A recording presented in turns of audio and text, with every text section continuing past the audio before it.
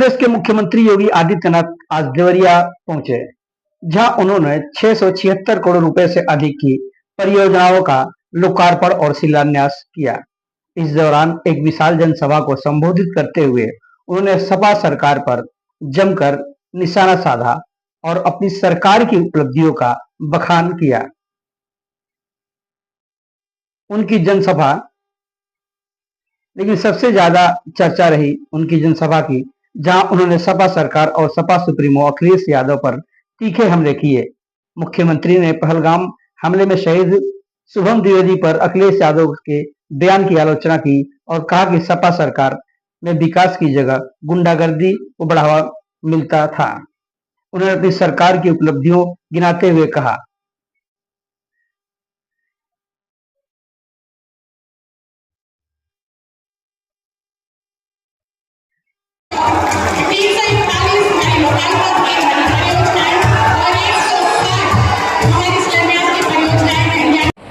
अपने परिवार तक सीमित रह जाते हैं। आपने देखा होगा जब 22 अप्रैल को पहलगाम में पर्यटकों पर हमला हुआ था, आतंकी हमला हुआ था, समाजवादी पार्टी के नेताओं के बयान किस किस प्रकार के बयान आते हैं, ये पता लगाने में ही कठिनाई होती है कभी कभी कि समाजवादी पार्टी के नेता बयान दे रहे हैं या कोई पाकिस्तान का प्रवक्ता बयान दे रहा है। ये पता लगाने में ही कठिनाई हो जा रही है। आपने कल समाजवादी पार्टी के एक पदाधिकारी का मुंबई में दिया गया बयान देखा होगा। इससे पहले कानपुर का एक नौजवान अपने परिवार के साथ गया था पहलगाम, स्वर्गीय शुभम द्विवेदी की निर्मम हत्या कर दी गई। जब पत्रकारों ने समाजवादी पार्टी के अध्यक्ष से पूछा कि आप समाजवादी पार्टी आप वहां क्यों नहीं गए, तो उन्होंने कहा कि हमारी पार्टी का थोड़े कितना दुर्भाग्यपूर्ण और शर्मनाक बयान है। बहनों और भाइयों, देश की संवेदना होनी चाहिए अपने नागरिकों का। पूरा देश पार्टी लाइन से ऊपर उठ करके एक साथ इस घटना की निंदा कर रहा है और समाजवादी पार्टी के लोग इस प्रकार का दुर्भाग्यपूर्ण बयान देते हैं, इस प्रकार का दुर्भाग्यपूर्ण बयान देते हैं।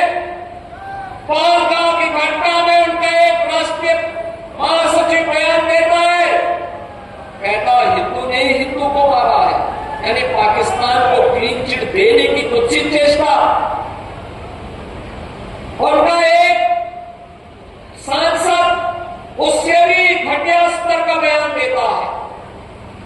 बहनों और भाइयों, जब भी जातिवाद की राजनीति होगी, जब भी विभाजनकारी राजनीति होगी, तो तुष्टीकरण की पराकाष्ठा को पार करते हुए आपकी सुरक्षा के साथ ऐसे ही खिलवाड़ करने का कुत्सित प्रयास करेंगे जैसे वर्तमान में कुछ कांग्रेस के नेता और समाजवादी पार्टी के नेता कर रहे हैं। हमें एक स्वर से निंदा करनी चाहिए। आतंकवाद के खिलाफ देश की लड़ाई प्रधानमंत्री मोदी जी के नेतृत्व में 140 करोड़ के भारत को एक स्वर से लड़ना चाहिए। एक स्वर से प्रधानमंत्री मोदी जी के नेतृत्व में आतंकवाद का नेस्तनाबूद करने के संकल्प के साथ आगे बढ़ना चाहिए। इस संकल्प के साथ अगर हम आगे बढ़ेंगे तो जैसे 10 वर्ष में आपने देश से आतंकवाद को, नक्सलवाद को, उग्रवाद को समाप्त होते हुए देखा होगा, ऐसे ही जो थोड़े तत्व सिर उठाने का प्रयास कर रहे हैं, इनके भी जहन्नुम में जाने के दिन बहुत शीघ्र सामने दिखाई देंगे।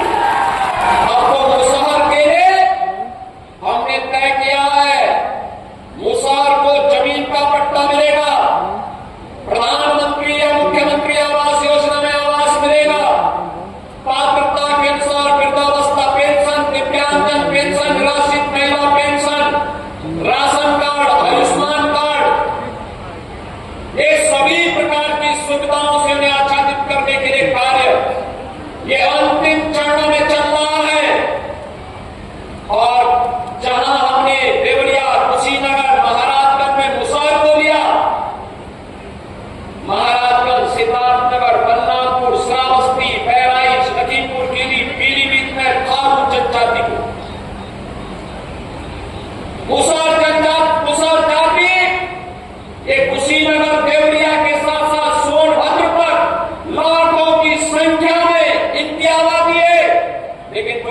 सुविधाओं से वंचित रहते थे, आज इन्हें पूरी तरह सिचुएशन के लक्ष्य को प्राप्त करने की दिशा में सरकार आगे बढ़ चुकी है।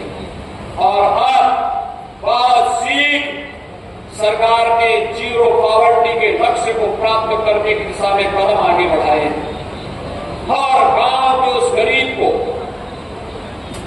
दलित को, वंचित को, अति पिछड़ी जाति के उस हरेक व्यक्ति को, हर गरीब को जिसे अब तक कोई सुविधा नहीं मिली है, उन सभी लोगों को सरकार की सभी प्रकार की सुविधाओं से जोड़ने के लिए, जिसके पास मकान नहीं होगा मकान हम देंगे, जिसको पेंशन की सुविधा नहीं मिलती है पेंशन की सुविधा से जोड़ेंगे, जिसके पास राशन कार्ड नहीं राशन कार्ड देंगे, जिसके पास आयुष्मान का कार्ड नहीं है उसको आयुष्मान का कार्ड भी देंगे, और जिसके पास रोजगार नहीं है उसके लिए रोजगार उपलब्ध करवाने का काम ये सरकार उपलब्ध करवाएगी। और इस बड़े अभियान को पहले चरण में 15 लाख परिवार चिन्हित किए गए हैं। एक साथ 15 लाख लोगों को इन सभी योजनाओं के साथ जोड़ने के कार्यक्रम को सरकार ने अपने हाथों में लिया, क्योंकि हमारा एक मानना है कि गरीबी यह केवल उस परिवार या उस समुदाय के लिए चुनौती नहीं है, यह सरकार के लिए भी चुनौती होती है। भारतीय जनता पार्टी की सरकार पूरी प्रतिबद्धता के साथ मत करके इसे आगे बढ़ाने के लिए तैयार है, और उसी का परिणाम था महाकुंभ प्रयागराज ने उसकी एक झांकी आप सबको, देश और दुनिया को दिखाई। महाकुंभ में जो भी आया अब यूं होकर के गया।